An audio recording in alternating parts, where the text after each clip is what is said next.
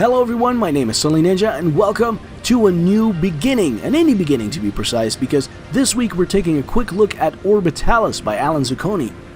0RBITALIS is a space puzzle shoot your thing in orbit and watch it go puzzle game, and in contrast to Luna's Wandering Stars, which we covered in a previous video, you cannot alter or change the orbit of your thing once you've launched it, which makes the game all about planning and trying to imagine the path it will follow around the different celestial bodies.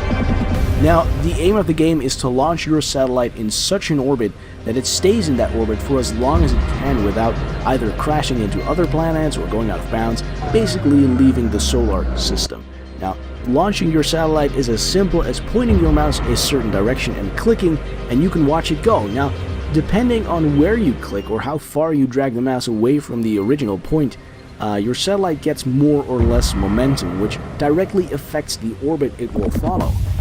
One thing that I found is that this fact makes the mouse control quite touchy because everything is moving as you're trying to find a good direction to launch from. The original planet as well as the other celestial bodies are all moving on their respective orbits, so what looked like a perfectly good orbit 1 second can be totally different the next, which is a thing that cost me quite a few restarts while playing. Fortunately, restarts are not a bad thing at all because they're nice and quick and automatic, so there's a minimal amount of menus to go through while playing, which makes sure that you can stay in the flow of the game as much as you can.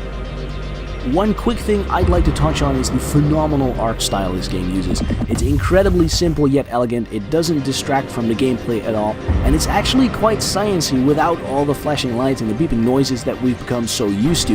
Might not be entirely your thing, but to me it felt just right. So what do I think of 0RBITALIS? I think 0RBITALIS is a surprisingly fun space puzzle game once you get the hang of it.